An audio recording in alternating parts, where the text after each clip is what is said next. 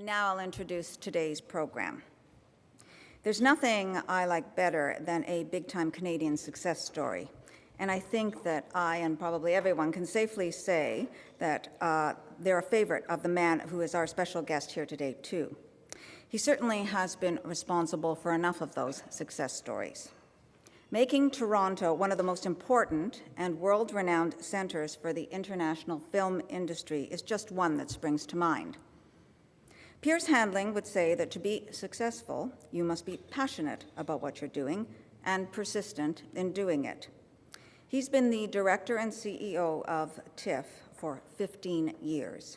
He first joined TIFF in 1982 and has personally attended or worked at 23 of the 25 events. Now that's passion and persistence for you. Piers would also say that to be successful, you have to believe that your vision of what could be really can be, and you have to make sure that it will be.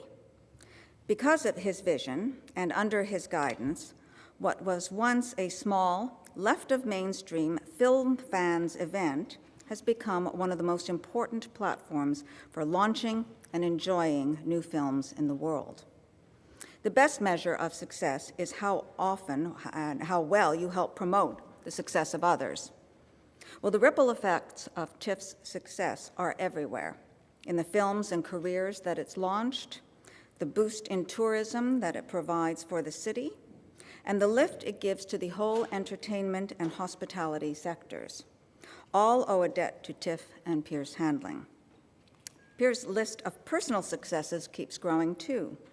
This year, he was appointed a juror at the Cannes Film Festival, a great honor, a huge responsibility, and from what he's told me, a test of endurance, too. He has been awarded the Chevalier des Arts et Lettres, France's highest cultural insignia, and in 2001, he was included in Entertainment Weekly's that magazine's list of the entertainment industry's 100 most powerful people. Today, he'll speak to us about what new successes are on the horizon for TIFF.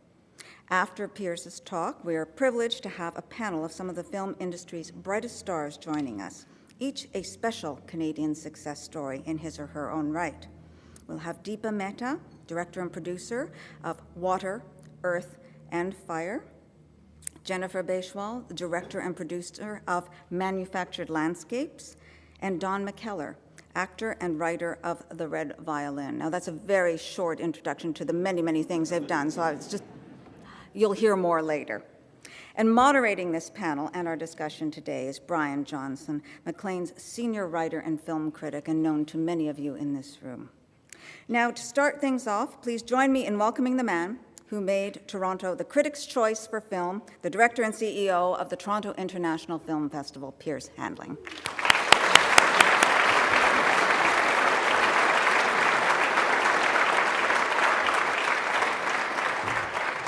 Boy, thank you, Helen, for that most generous introduction. And there's so many people in the room today who have actually been a part of this success story.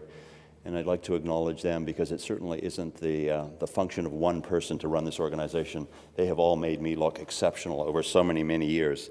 And I'd also like to thank the Canadian Club, for organizing this timely conversation about the role that film and creativity can play both in our city and in our economy and in our future. And I'm honored to share the podium with some of the people that I've worked with very closely over the years, and I've seen them grow up: Canadian film artists Deepa Mehta, Jennifer Bechwal, and Don McKellar, and critic Brian Johnson.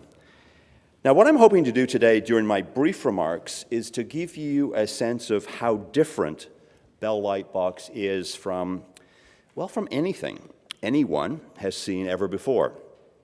When you're building a museum, an art gallery, or an opera house, people know what these buildings promise and what they do.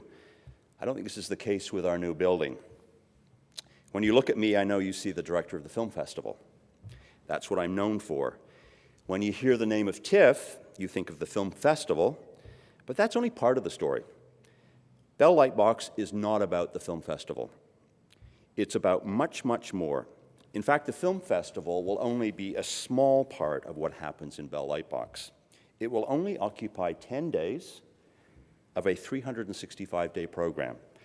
A small albeit noisy fraction, but a fraction nonetheless.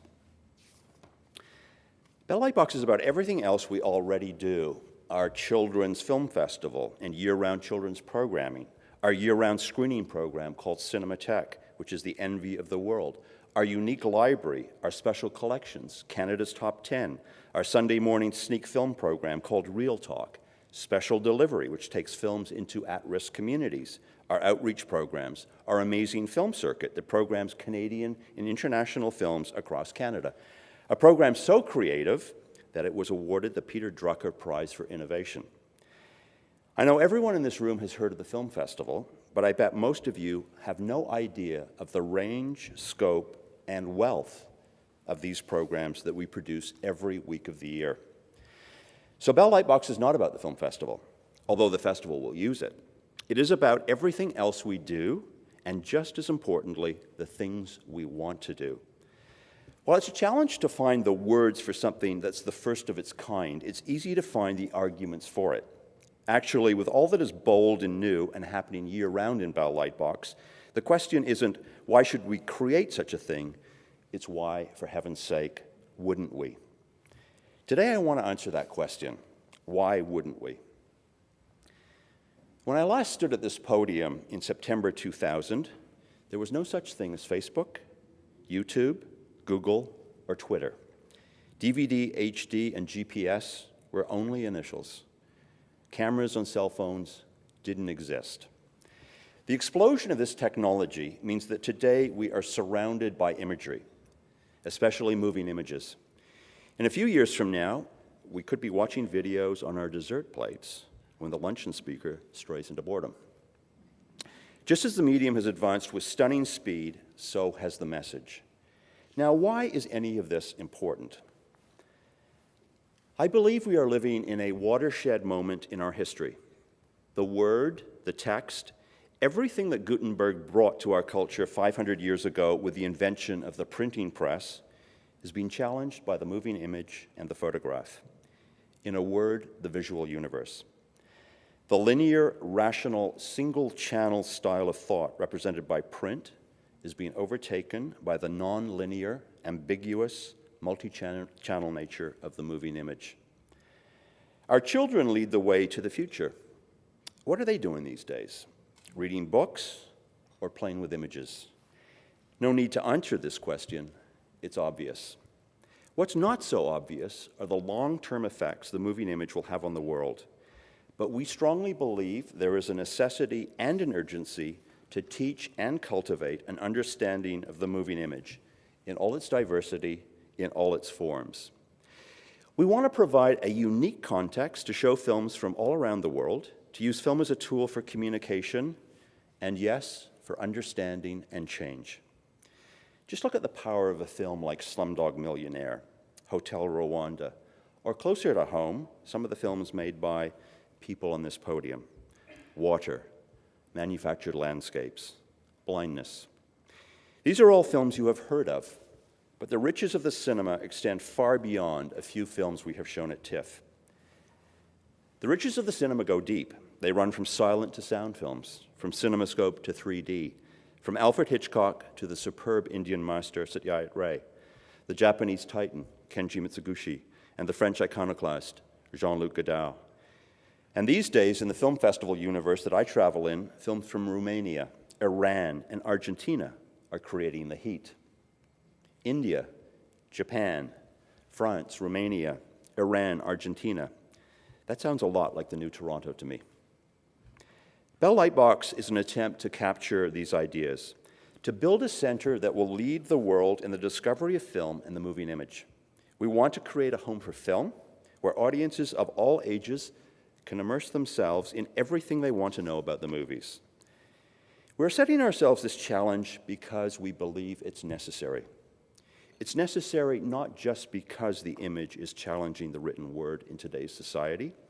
It's necessary because film connects us to the world and to other people, to shared experiences, but also to experiences radically different than our own. Movies can take us out of our comfort zone. They also have the power to connect us to our own culture And that, to me, is a pretty important agenda. Whether it's a film made here in Toronto, or one made by somebody from the prairies, the West Coast, the East Coast, or in the case of The Fast Runner, from our Inuit community. I believe that TIFF is uniquely positioned to lead the world in achieving this ambitious agenda. If we are successful with Bell Lightbox, in 5 years, when people think of TIFF, they will think not just of the highly successful 10 days in September, but also about those other 355 days a year. We began 34 years ago as a tiny 10-day festival. Now we are one of the 2 most important film festivals in the world, with an annual economic impact of $135 million. What began as a 10-day cultural initiative expanded into year-round programming 20 years ago. We began to build towards Bell Lightbox in 1990 when we started a year-round screening program in Toronto. Today, TIFF Cinematheque has an international reputation. It has curated some of the most important showcases of film in the world, programs that have toured the States and Europe to exceptional reviews.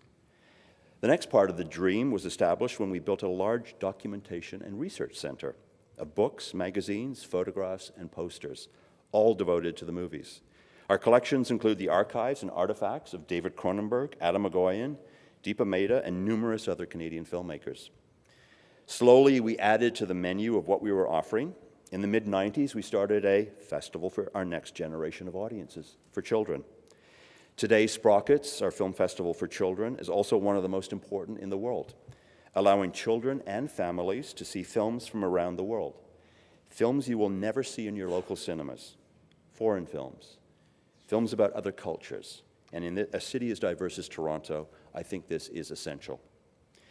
Today, we partner with dozens of other organizations and reach all kinds of audiences, from the hundreds of mental health patients at Toronto General Hospital who participated in screenings and workshops through our Real Comfort program, to the 2,500 kids offered free admission to our children's films through our Pocket Fund, and the 3,000 teenagers from underserviced areas who took part in film workshops through an initiative called Special Delivery.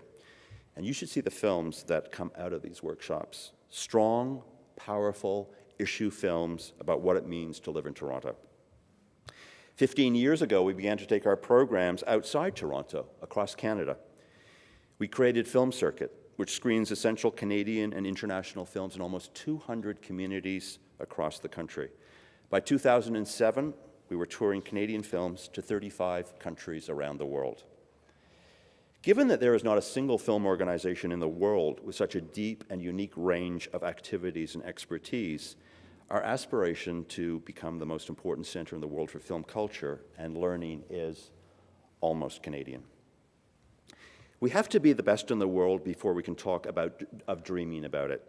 But as Marshall McLuhan once said, I wouldn't have seen it if I hadn't believed it. So what better way to take our rightful place in the world stage than to create the world's preeminent film destination, which anyone, young and old, can visit any day of the year and gorge themselves on films, filmmakers, film history, and the future of the medium. Bell Lightbox will offer a new experience every day of the year. It will be both resolutely local and relentlessly global in its programs, its ambience, and its aspirations. We aspire to be the Guggenheim, the Louvre, the Tate Modern of film. Is this realistic? Well, just ask David Pico, the co-founder of Luminato, the Toronto Festival of Arts and Creativity, that in just 3 years has achieved a world-renowned reputation. It pays to dream large. Bell Lightbox will enable us to do more of what we already do and will enable us to create new initiatives that bring artists together with the public in ways that our lack of a permanent home makes impossible. Bell Lightbox will allow us to partner with other film festivals in the region to provide a hub of creativity and innovation, to invite the community in, as well as to reach out to those communities and to cement our reputation as a global leader in discovering and understanding film. Young Canadian filmmakers will benefit through our ability to access the most important creative talent from the international film community. Bell Lightbox will be physical and virtual. We will stream online, enabling film fans from around the world to access the treasures inside our new building. The campaign goal for Bell Lightbox is $196 million, and we are well on our way to this target. We've raised about $150 million to date. We're determined and optimistic that we will reach our campaign goal, yes, even in these tough times. Before I close, let me add one more perspective. TIFF has been seen as largely a cultural event that has now grown to become an economic engine. I think it's time we updated that view. What TIFF produces today is creativity in a highly innovative way. We became a global film leader by being more creative than others. We've grown into a community leader by being highly creative in how we engage the people and institutions of Toronto. We've become a creative leader by acting as an incubator, giving audiences an outlet to build and generate new perspectives in new ways. Imagine what more we can do when we have a roof over our heads. Thank you very much.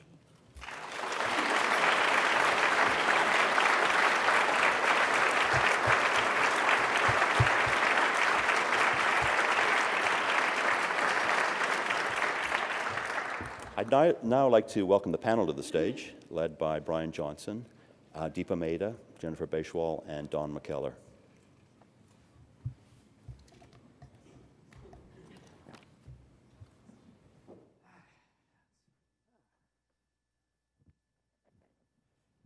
Are we on? Are we plugged in? Yes. I think so. I don't think we have to do anything. I think It's going to happen. it's going to happen. Here I am. All Can right. anybody hear us yet? Yes. Yeah, I hear an echo.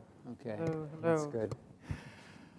I'm always amazed, Piers, that you can be a CEO and a cineast at the same time and still manage to fulfill both mandates without feeling like an imposter in either one of them.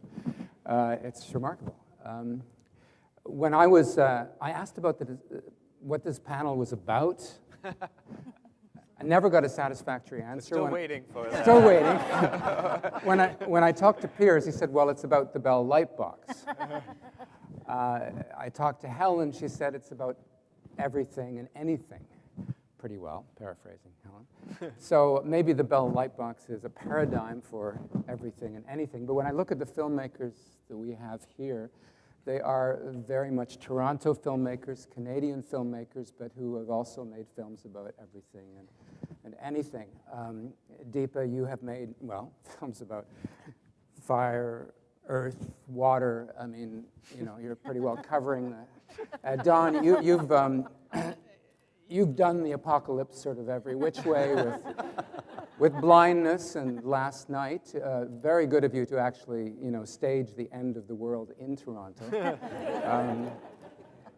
Deepa, manufactured landscapes. You went all the way to China to base. Sorry, did I say Deepa? Did I say Jennifer? Deepa? Jennifer. Oh, we're on television. Oh my God. Stop tape. Jennifer Beshwal, you have gone all the way to China to show how the detritus of our existence, how our garbage, our cell phones, our BlackBerries end up in vast waste heaps in manufactured landscapes through the lens of Edward Bertinsky. So I guess eager for your summary of all this. so. This is my long. This is my keynote introduction. But what I want to ask all of you individually, is where does world cinema, the world, and Toronto, the Toronto Festival, where does it intersect? Maybe anecdotally, briefly, where has it intersected in your particular careers and lives? Where has that kind of electricity sparked? You go first. Well, when I heard you describe all our careers as you did, it did make me feel that what is successful about Canadian films, and Piers, I'm trying to tie this into the Lightbox, as you'll see, is that, I mean, Canada, we have all done films that I think you could only do from Canada, from the perspective of Canada and using resources of Canada, but that do have an international perspective. And I really feel that with the Toronto Festival and the Lightbox has a possibility of manifesting that kind of desire that we've all been playing with. It's outside of Hollywood. It has access to Hollywood, but it's not Hollywood. It's international in scope. We've all worked with, done films in different countries, used international artists and things like that. That would be maybe harder for our American friends. It doesn't have the stigma of being European and being, I mean, I've been to film museums in lots of other countries, in Germany and cinematheques in Taiwan and everywhere, but none of them have an international scope. None of them feel like they're addressing me personally. This is my convoluted way of saying that in my career, I felt that what my possibility for making films was by accessing international resources from my Canadian perspective. And I think that that's what's made the festival so successful. Toronto has this insane enthusiasm for events, as we've all seen with the festival proved that probably first of all, but also with Illuminato and Nuit Blanche and lots of times. It just amazes me. I think we've all had that experience of going to the festival and thought, what, these people, where? How is this even possible? You know, how is it even possible that Torontonians can be so supportive of film? So open. Yeah. And then, you know, but when it comes to the public screening of films, particularly Canadian films and foreign films, Toronto's pretty much like other cities. They're not necessarily going to the Carlton and supporting the films. The Lightbox and the festival represents a potential of creating that event and spreading it throughout the year, making it a festival of events, like the festival originally was, a festival of festivals, and bringing those people out on a permanent basis. Deepa, you really sort of split your career between India and Toronto. And what's the nature of the Toronto pole of that, that circuit? I mean, what keeps bringing you back here, and what's particular about this city that makes you, aside from the fact that it's home, that makes you think, well, I couldn't make the films that I make without the Toronto connection? It's interesting. I mean, I think of myself after being here for a long time. Finally, in the last 5 years, I suddenly woke up and I said, oh my God, I'm Canadian. Because for the longest time I felt I was Indian and Canadian, Indo-Canadian. You know, it's like visible minority, non-visible minority. And then finally I said, oh my God, I'm a Canadian. And it had a lot to do with what happened with my film Water.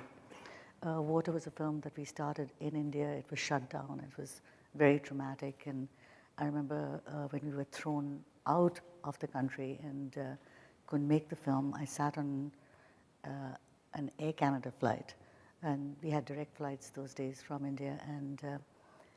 And I sat on the plane, and the minute the plane took off, I wept.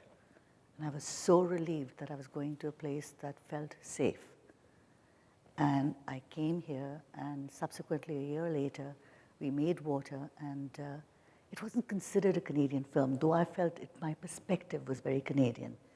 And, you know, by the policies of the government, whatever. It wasn't technically, yeah, it wasn't considered a Canadian film, and that really hurt me. That, you know, why wasn't it? I mean, I felt I was Canadian. I mean, I had a Canadian passport. The producer was Canadian. Many of the actors were Canadian, but yet the language wasn't English or French. Then Tiff, who have had a really long relationship with Piers and, you know him really well, and said they decided to open the festival with Water. I mean, and that is, for me, that was such an important decision that you guys took. Because what it did was actually say, you are Canadian and the film is Canadian. And that's what TIFF means to me. And I think to many other immigrants who have not been born here, who came like me from other countries, who were Chinese, you know, from wherever. And here we are, and suddenly TIFF makes us feel we're Canadian. There are no policies. Creativity has no policies.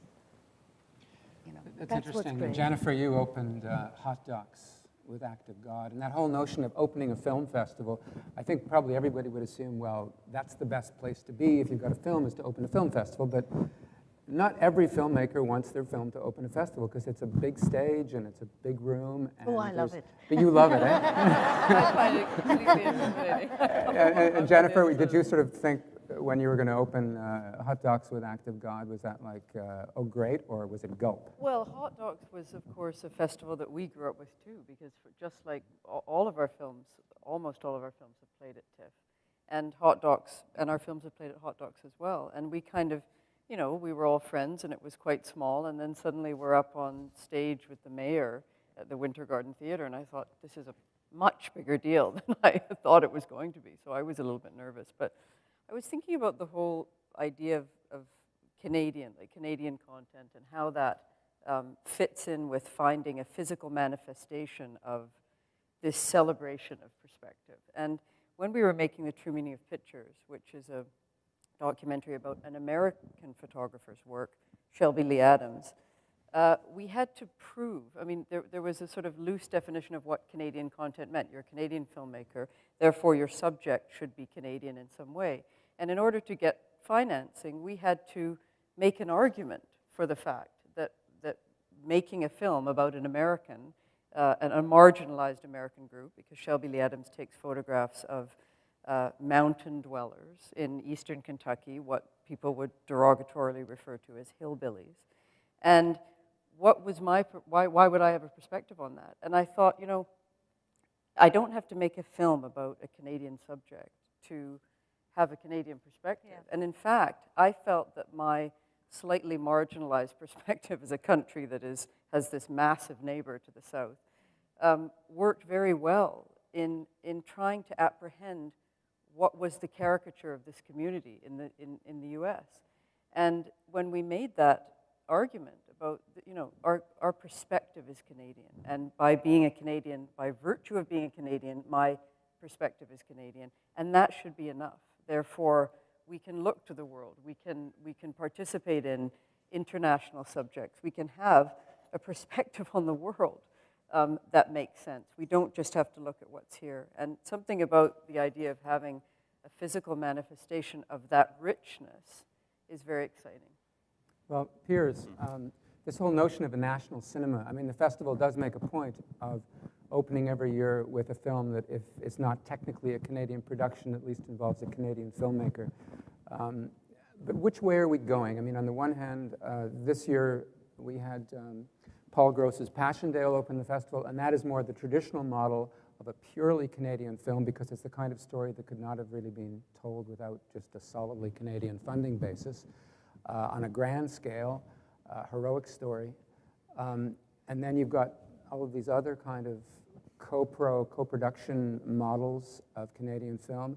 And a lot of people would say, well, the notion of making a purely Canadian film is obsolete and impractical. Is the notion of a national cinema obsolete and impractical? I think it's becoming questioned, obviously, as the film industry becomes far more international. People are employing other talent. They're certainly, as everyone's talked about, gone out of their country in terms of subject matter, explored different ways of looking at the world.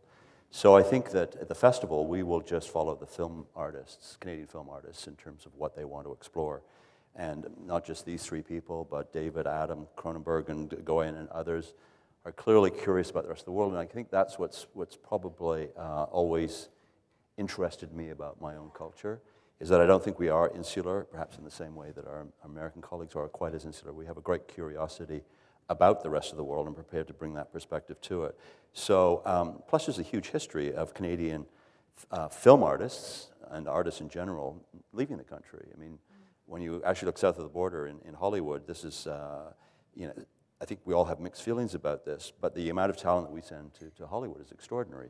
The true commercial Canadian film industry, in my mind, is in, no criticism intended, is in Hollywood. When you have the James Camerons and Ivan Reitmans of the world and some of the great talent. And why not? Film has always been the most fluid and mobile of the art forms, going back to Hollywood. I mean, Hollywood was essentially created and formed by Eastern European Jews who all migrated to the States. And I think that film just has that ability, that capability of reaching out across national borders, also creating things that are very, very meaningful to those nations, but at the same time are reaching beyond those boundaries. And we're not kind of, I don't think filmmakers are that concerned. I don't think many artists are that concerned about the national origins. They just actually want to make their own work. And if it expresses something of their culture, and obviously it does, that's fine. And I think even as a culture here in Canada, I think we're beginning to grow up beyond the notion of what is absolutely, resolutely Canadian, those narrow parameters. I think it's an indication of the maturity of the country. Let's leave the national debate behind now that we've covered it. I do have some questions. We've settled that. Yeah, thank you, Don. That was easy. Some questions that have been given to me from members of the audience. I'll pick the most specific one to start with, and it can go out to any of the three filmmakers here. How and why do you choose your stories or subject for your films? A very broad question, but maybe you could give me a specific answer. Who wants to start? Or do I have to name you? John, go ahead. Well, why do I always start? I don't know. You never know, To me, it's just these ideas that sit with me for a while. Because I'm lazy and I'm indecisive, I'm not one of those guys who pursues an idea for 100 years and fights for it. I try and avoid the ideas. I try and get away from them when they come to me. And I say, that's a good idea, but it'll take a lot of work to do that. So the end of the world. Yeah, exactly. But if it keeps coming back, it keeps coming up. Other people say, whatever happened to that story about? Yeah, I suppose. And then, and I see it in my mind transformed into other stories, and it pops up in other work. And I think, I've got to face that. I've got to purge that idea. So that's how it comes up with me. I don't know. They're personal. They're obviously, I respond to them personally in some way that I can't even fully articulate at the time. And then, of course, when they're done, it's usually fairly obvious what the personal connection is. But I don't know why at the time. I just can't let it go. Do you have that sort of bifocal thing where you're doing various things and have various ideas in your head, and there's this thing that you should be working on, but then you have this little other thing that you kind of secretly want to be working on? Yes, I think half the work that I've done has come up as an avoidance of the project I'm supposed to be doing. Yeah. Jennifer, what about you? Oh gosh, I'm going to sound impossibly earnest after that answer, because I am that kind of person who does the pursuing one thing. I admire that. I wish I was. But I mean, for me, first of all, the idea has to be unparaphrasable in some way. And if you think about art or film as an arena for examining questions of the human condition, serious questions of the human condition in some way, unanswerable questions perhaps fundamentally, film and art has the power to move people in a lot of different ways, not just intellectually, viscerally, emotionally, spiritually. And I think that because of that, I'm looking for problems that I can't figure out in some way, that keep nagging at me in the same way, but also that can't be movies. That have to be filmic. I mean, and in manufactured landscapes, for example, how to translate scale in a still photograph into a time-based medium, into how do you convey scale in time? That was our huge question in making that film. And if I couldn't have found a response to that, I don't think we would have made that film. It would have been a failure to just show his photographs and say, here's a guy, these are the pictures he takes. Pretty good, aren't Here they are, yeah. I mean, what would be the point of that? That would just be, so it has to be fundamentally filmic for me. And Deepa, do you want to throw in another point of view there? Or? Well, it's different, and I think it's probably different for different people. But for me, it's generally if I hear or I read something or I hear an incident, and what intrigues me about that incident is that if I open sort of that Pandora's box, I'll get to know what I don't know. So what attracts me to the stories that I do is generally the fact that I don't know too much about them. So I love the whole process of getting to learn more about it. I mean, Fire started off with me thinking that, women in India really have a rough time, and I mean, it's kind of broad, but if they were in an extreme social situation, what would the reaction be? So the only extreme social situation that I could think of, this was about 10 years ago, was what if there were lesbians? And suddenly the film became about this lesbian thing, which is sort of funny to me now. But that's the whole process of just going through it and understanding the cultural mores, the social mores, the anthropological mores, and stuff. And the same thing happened with water. I mean, I saw a widow when I was shooting young Indiana Jones, believe it or not, in Varanasi. And I said, I'm Indian. I mean, I should know more about widows. And I met her. I started talking with her, and suddenly a door opens, and you see a world that never existed, or you should have known that it existed, but somehow it evaded you. So for me, it's that process of learning. And that's I find that fascinating and very attractive. It is about kind of going into worlds that you would never go into. And we're working on a film project with the writer Joseph Boyden. And Nick and I, Nick DeFontier, my husband, who I work with, were up in James Bay on snowmobiles on the frozen Moose River, going out onto James Bay with a lot of people with us and a bunch of rye whiskey. And I was thinking... This is like last week or something? No, this was in February. Oh, because I know he was up there last week. He was just up there last week. It's not frozen anymore. Yeah. They were fishing this time. There was still rye whiskey around. But in this case, we were on these snowmobiles, and we go out onto James Bay and look around, and we're surrounded by a completely white, frozen landscape. And I thought, I would just never be here with these people at this time if I did not do this work. And the enormous privilege of that was I mean, I feel it every time, and I just felt it then. That's true. Again. I remember writing Red Violin, which takes place in 5 countries. I said, when I was making my deal with the producer, I said, yes, part of the deal is I have to go to all those countries. I have to research. Of course. I've actually been given a note to wrap up. It seems we've just gotten started. I had anecdotes of it. Well, we can go a little further. We can go a little further. There's something I wanted to ask you. Piers brought up the whole notion of this explosion in digital media where everybody potentially is a kind of filmmaker with whatever device they happen to be using. And as professional filmmakers, I'm curious to know if you see this as sort of a great, fabulous new world of universal cinema, or is this, oh my God, the floodgates have started. How do we distinguish ourselves when everybody and anybody is out there making moving images, and everybody's a filmmaker and nobody's a viewer? I was just thinking about this because I was talking to Ed Bertinsky on the phone last night about the cumbersome and perhaps failing distribution system for film. And that's another reason why Lightbox is an interesting idea, because we were talking about, okay, say you say, I want to see all the films of Stanley Kubrick, or I want to watch all of Werner Herzog's films, and you get to access them, and then you get to say, I want to read all the reviews that were written about those films. Somehow finding these places where we can gather information in an appropriate way is fascinating, but it has to be curated in some sense. And when I think about myself with an audience, it's like it's a dialectic of attention. The attention that I spent, or some other filmmaker spent 4 or 5 years. I mean, our films take 2, 3, 4 years to make, sometimes longer. It's an incredibly sustained amount of attention that goes into making that. And then you have this dialectic with an audience that has a sustained amount of attention in watching that film and participating in it. That's the privileged relationship.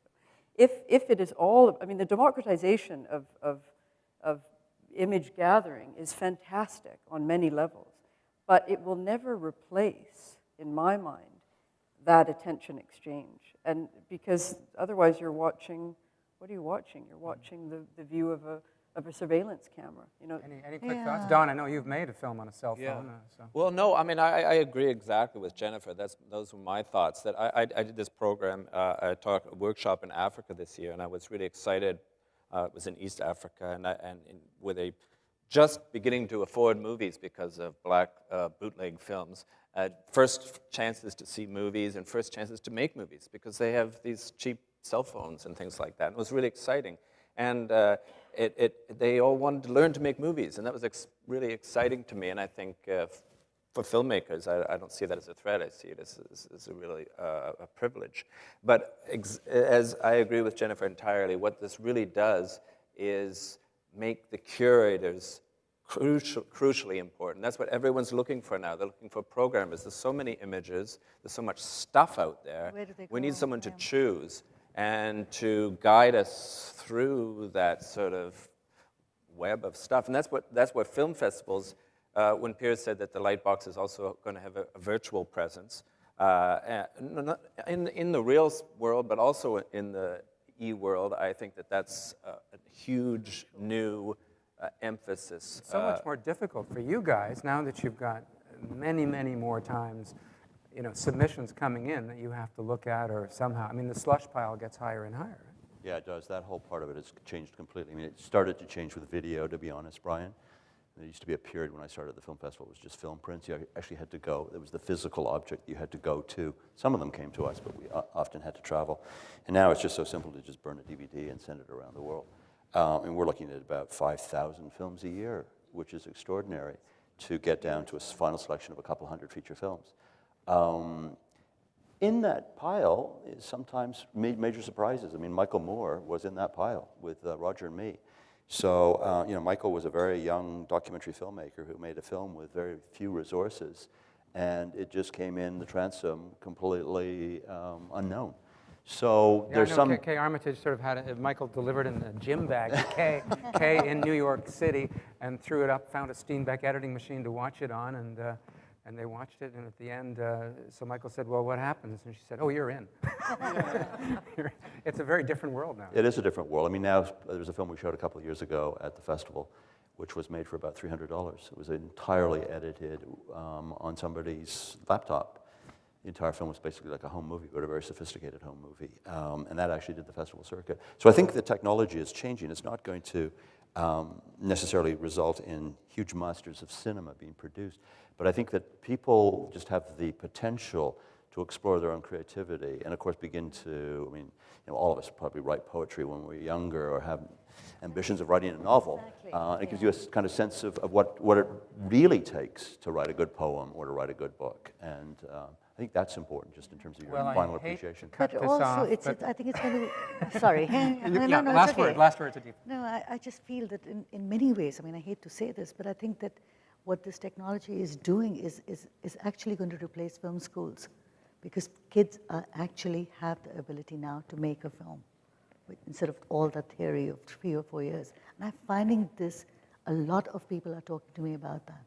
Well, I think it's great, because I've lived in a world where everybody's a writer for a long time. So it's about time you guys dealt with it. Schools still existed, so. I want to thank everybody for coming out, and thank the Canadian Club for having us here. Thank And it's been great. And what can I say? Yes? You're going to wrap it up for me? I will say to you. I want to express our appreciation to all the participants and attendees today. Piers, thank you again. On behalf of the Canadian Club, I want to wish you much continued success with TIFF and all of the many other challenges you constantly take on. To Brian Johnson, Senior Editor and Film Critic at Maclean's, thank you for being our moderator this afternoon, for keeping the discussion focused, insightful, and on time. And to our panelists, Deepa Mehta, Jennifer Bechwal, and Don McKellar, thanks especially to each of you for joining us today, for sharing your viewpoints and opinions. It was an extremely interesting and thought-provoking discussion. Thank you very much.